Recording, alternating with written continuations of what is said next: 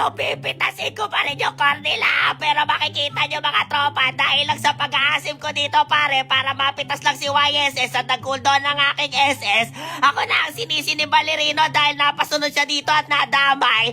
Ako ang sinabihan niya mag-item muna dahil lang lalim ko maglaro, tapos hindi pa daw ako nakatakbil dito. Maniwala ka! Ito ang beta! Pitas ka na par! Ito mahirap sa mga random mga tropa, nauuna pa yung pagtududa kesa magtiwala! Ano? Pitas ka na par! Kaya hindi na ako nakinig sa mga kampi ko at tumain na lang ako sa damo at sineta ko na yung kari nila dito! Pitas ka na par! Alam nyo guys, lamang yung kalaban na tropahan pero hindi papayag ang koponan dahil yung tigrilino ko tumatay sa damuhan! Pitas ka na par! Ito ang problema pre, dahil medyo kami ay lugi, nahirapan kami dito sa kari at nakuha ng Lord ang kalaban pero mapipitas ko ang YSS na tropahan! Ito pa yung parsa! Putsang gala, nag-ibon pa mga tropa, bak!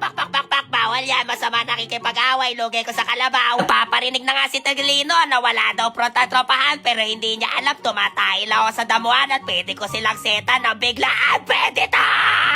What a international set! Respawn! Nasaan yung Balerino? Nag-front na ako dito! Putsang gala, dumipensa sa Lord. Wala na akong magagawa, hindi na ako po-front dito mga tropa! Tuloy ang plano! Abangan sa damuhan kalaban at pwede ko balikan ang kari na gagawin. May wind of nature na! Sabi ko na kapro, may wind of nature to pare, kakikita ko lang kanina eh. Ito lang counter sa Tigril dito mga pro kapag ka nag-wind of nature na yung marksman ng tropahan, pero pagka nalabanan nyo na biglaan, talaga sila yung mahihirapan. Preya! Linginino! Segwayan yung mid lane dito, yung mga kalaban malayo. Nice one!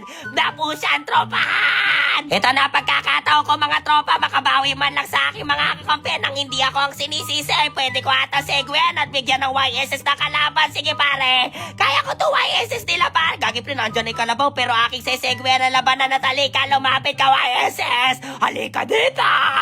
Nandito na ang kalibaw. Gagi pre, may first kill nga pala ta! Lala!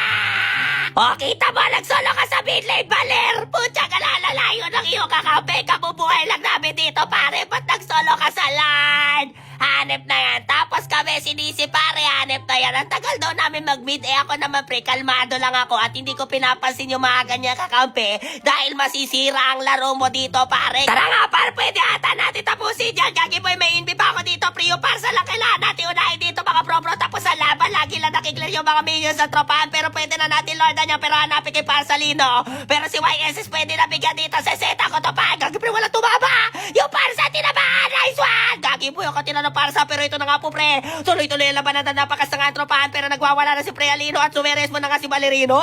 Triple kill na si Prea dito at dalawa na lang ang buhay sa kalaban dito, mga par. Pero kaya pa atay rekta dito, mga pro-pro, dahil tatlo pa ang buhay sa kupunan ng tropahan. At dalawa na lang ang kailangan nila mabigyan at pwede ata rekta at tropa. Carilino, pwede ata nila depensa dito. Pero YSS hindi papayag. Prealino, pitas na. Pwede ata itong erekta. Melissa, napita si Kari dito, mga tropa. Pero Balerino mukhang gagawa na ng tama dito at hindi na siya maminisi dito, pre. At gagawa na siya ng paraan para magkaroon ng ambag. Balerino, Melissa, what a play! At ito na nga ang laro kung saan kami mananalo. At ako'y biglang naubo.